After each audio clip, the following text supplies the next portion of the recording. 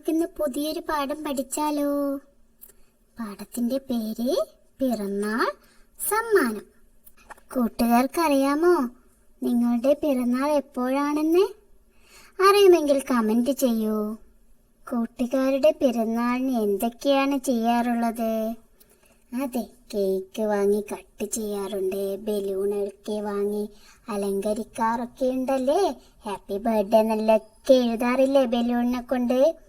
ഉണ്ടല്ലേ. ഇതേപോലെ നോക്കിയേ, എൻ്റെ പിറന്നാളാണിത്. നോക്കിയേ, ബലൂണൊക്കെ വെച്ച് കേക്കൊക്കെ മുറിച്ച് കൂട്ടുകാരെയൊക്കെ വിളിച്ച് അവർ ഗിഫ്റ്റൊക്കെ തരുമല്ലേ. അങ്ങനെയൊക്കെ ചെയ്യാറുണ്ടല്ലേ. ഇനി നമുക്ക് പാഠഭാഗത്തേക്കൊന്ന് പോയോ നോക്കിയാലോ? ഇവിടെ നോക്കിയേ കൂട്ടുകാരെ, കാട്ടിലെ കൂട്ടുകാരുടെ പിറന്നാളാണ്. നമുക്ക് അവരുടെ കൂടെ കൂടിയാലോ? പടത്തിന്റെ പേര് പിറന്നാൾ സമ്മാനം. കോലൻ ആടും കുഞ്ഞിപ്പൂച്ചയും മിന്നിത്താറാവും കൂട്ടുകാരാണ്. ഒരു ദിവസം കോലനാടും കുഞ്ഞിപ്പൂച്ചയും പറഞ്ഞു, മിന്നിത്താറാവിനെ കണ്ടില്ലല്ലോ, ഇന്ന് അവൾ എവിടെയായിരിക്കും? അങ്ങനെ രണ്ടുപേരും അന്വേഷിച്ച് ഇറങ്ങി. ഒരു മരത്തിന്റെ ചുവട്ട് വിശ്രമിച്ച് നിൽക്കുന്ന മിന്നിത്താറാവിനെ അവർ കണ്ടു. മിന്നിത്താറാവേ, നിനക്ക് എന്ത് പറ്റി? കോലനാട് ചോദിച്ചു. അതെ കൂട്ടുകാരെ, എനിക്ക് വിഷമമൊന്നുമില്ല. ആ മരത്തിന്റെ മുകളിൽ കാണുന്ന മുത്തില്ലേ, അത് എനിക്ക് വേണം, മിന്നിത്താറാവ് പറഞ്ഞു. കോലനാടും കുഞ്ഞിപ്പൂച്ചയും മുകളിലേക്ക് നോക്കി. അപ്പോൾ അവിടെ വേറെ കുറച്ചു പേര് കൂടി ഉണ്ടായിരുന്നു. ആരൊക്കെയായിരുന്നു? ജിമ്മിപ്പട്ടിയും കോഴിയമ്മയും കുഞ്ഞുങ്ങളും ഒക്കെ ഉണ്ടായിരുന്നല്ലേ. കോഴിയമ്മ പറഞ്ഞു, എനിക്കും വേണം മുത്ത്. അപ്പോൾ ജിമ്മിപ്പട്ടി ചോദിച്ചു, നിനക്ക് എന്തിനാ മുത്ത്? കോഴിയമ്മ പറഞ്ഞു, അമ്മുക്കിടാവിന് പിറന്നാൾ സമ്മാനം നൽകാനാ. കൂട്ടുകാരെ, അപ്പോൾ ഇവിടെ ആരുടെ പിറന്നാളാണ്? അതെ, അമ്മുക്കിടാവിന്റെ ആണല്ലേ. കിടാവ് എന്ന് വെച്ചാൽ എന്താണ്? പശുവിന്റെ കുട്ടീനെയാണ് കിടാവെന്ന് പറയുന്നത്. അപ്പൊ പശുക്കുട്ടിയുടെ പിറന്നാളാണ് ഇവർ ആഘോഷിക്കുന്നത്.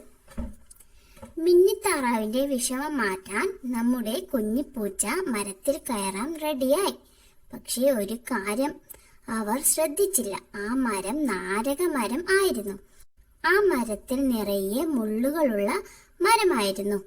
നമ്മുടെ കുഞ്ഞിപ്പൂച്ച അതൊന്നും ശ്രദ്ധിക്കാതെ മുകളിലേക്ക് ചാടി കയറി. എന്നിട്ട് എന്ത് പറ്റി കൂട്ടുകാരെ? നമുക്ക് പാഠഭാഗം വായിച്ചു നോക്കാം. പൂച്ച നാരകത്തിൽ കയറി. നിറയെ മുള്ളുകൾ. പൂച്ച വീണു. തട്ടി മുട്ടി തടിഞ്ഞോ പൊടിഞ്ഞോ താഴെ വീണു. പൂച്ചക്ക് വിഷമമായി. അതായത് പൂച്ച മരത്തിൽ കയറി. അപ്പോൾ എന്തായിരുന്നു? അതിൽ നിറയെ മുള്ളല്ലേ. പൂച്ചയുടെ കാലിനും കൈക്കും എല്ലാം മുള്ളു തറച്ചു. പൂച്ച വേഗം താഴേക്ക് വീണു. എങ്ങനെ വീണേ? തട്ടി മുട്ടി തടിഞ്ഞോ പൊടിഞ്ഞോ എന്ന് പറഞ്ഞിട്ട് താഴെ വീണു. പൂച്ചക്ക് ആ മുത്തെടുക്കാൻ പറ്റാത്തതിന്റെ വിഷമമായി. എല്ലാവരും കുഞ്ഞിപ്പൂച്ച മുത്ത് പറിക്കുന്നത് നോക്കി നിൽക്കുകയായിരുന്നു. അപ്പോഴാണ് കോഴിയമ്മ അത് കണ്ടത്. എന്താണ് കണ്ടത്? അതാ മുത്ത് പൊട്ടുന്നു. കൂട്ടുകാർ ചിത്രത്തിൽ നോക്കിയേ, എന്താണ് മുത്തിൽ നിന്നും പുറത്തു വരുന്നത്? അതെ, ഭംഗിയുള്ള ഒരു പൂമ്പാറ്റയാണല്ലേ അത്. പകരം ചേർത്ത് പാടാം. ചേലുള്ള പൂമ്പാറ്റ വട്ടമിട്ട് പറന്നല്ലോ, മുത്തമൊന്നു കൊടുത്തല്ലോ, അമ്മോനുമ്മ തേനുമ്മ. കൂട്ടുകാരെ, ഇതുപോലെ പകരം ചേർത്ത് പാടാം. പഠിക്കോളൂ കൂട്ടുകാരെ. ചന്തമുള്ള പൂമ്പാറ്റ വട്ടമിട്ട് പറന്നല്ലോ, ഉമ്മയൊന്നു കൊടുത്തല്ലോ, അമ്മോനുമ്മ തേനുമ്മ. ഇവിടെ ചേലുള്ളതിന് പകരം ചന്തമുള്ള പൂമ്പാറ്റ അല്ലേ. പിന്നെ അത് വട്ടമിട്ട് പറക്കുന്നുണ്ട്. മുത്തമൊന്നിന് പകരം ഉമ്മയൊന്ന് കൊടുത്തല്ലോ, അമ്മോനുമ്മ തേനുമ്മ. കൂട്ടുകാർ അത് പാടി നോക്കണേ. കൂട്ടുകാരെ, ഇവിടെ കുറെ ചിത്രങ്ങൾ കണ്ടില്ലേ? ഈ ചിത്രങ്ങളൊക്കെ എങ്ങനെയാണ് വരച്ചിരിക്കുന്നതെന്നറിയാമോ? കയ്യിൽ മഷി പുരട്ടി കയ്യിലെ അച്ചുപയോഗിച്ചാണ് വരച്ചിരിക്കുന്നത്. നമുക്ക് ഇതിൽ നിന്നും നമ്മൾ വളർത്തുന്നവയെ കണ്ടുപിടിക്കാം. അവയുടെ പേരും ഉറക്കെ പറയണേ. പൂച്ച, നായ, കോഴി, പശു, താറാവ് ഇവയെല്ലാം നമ്മൾ വളർത്താറുണ്ടല്ലേ? കൂട്ടുകാരുടെ വീട്ടിൽ ഇവയിൽ ഏതെങ്കിലും ഉണ്ടോ? ഉണ്ടെങ്കിൽ കമന്റ് ചെയ്യൂ. ഇതേപോലെ നമുക്കും വരച്ചാലോ കൂട്ടുകാരെ? മഷിയെടുത്ത് നമ്മുടെ വിരലിൽ മഷിയാക്കി ഓരോരോ മോഡലിൽ വരക്കാമല്ലേ? കൂട്ടുകാർ ഒന്ന് വരച്ചു നോക്കണേ. ഇനി ഒരു കഥ കേൾക്കാം. കഥയുടെ പേരെന്താണ്? കിനാവ്. ഇവിടെ ഒരു ചിത്രം കാണാം അല്ലേ? എന്ത് ചിത്രമാണ്? ഒരാൾ ഒരു ആടിനെ പിടിച്ചു നിൽക്കുന്നത് കാണാമല്ലേ? ഒരു കർഷകന് ഒരു ആടുണ്ടായിരുന്നു. എന്നും ആ കർഷകൻ ആടിന് തീറ്റ കൊടുക്കും. ഒരു നാൾ അയാൾ ആ ആടിനെ വിറ്റു. അന്ന് രാവിലെ അയാൾ ഒരു കിനാവ് കണ്ടു. ആട് തിരികെ വന്നെന്ന്. അയാൾ എന്ത് സ്വപ്നമാണ് കണ്ടത് കൂട്ടുകാരെ? അതെ, ആട് തിരിച്ചു വരുന്നതാണല്ലേ കിനാവ് എന്ന് വെച്ചാൽ സ്വപ്നം. പിറ്റേന്ന് വാതിൽ തുറന്നപ്പോൾ വീടിന്റെ മുറ്റത്ത് ആട് നിൽക്കുന്നു. പിറ്റേന്ന് വാതിൽ തുറന്നപ്പോൾ പിന്നെ അവിടെ എന്താ ഫില്ല് ചെയ്യേണ്ടത്? അതെ, വീടിന്റെ മുറ്റത്ത് ആട് നിൽക്കുന്നു. കൂട്ടുകാരെ, ഇവിടെ ചിത്രത്തിൽ നോക്കി എന്തൊക്കെയാണ് കാണുന്നത്? അതെ, ഒരു കുട്ടി പുൾസേ കഴിക്കുന്നുണ്ടല്ലേ? അവന്റെ കയ്യിൽ ഒരു പുഴുങ്ങിയ മുട്ടയും കൂടി ഉണ്ട്. പിന്നെ ഒരു കുട്ടി പാൽ കുടിക്കുന്നു. വേറൊരു കുട്ടി ഇറച്ചി കഴിക്കുന്നു അല്ലേ? ഇതൊക്കെ നമുക്ക് ആരാണ് തരുന്നത്? അതെ, മൃഗങ്ങളാണല്ലേ.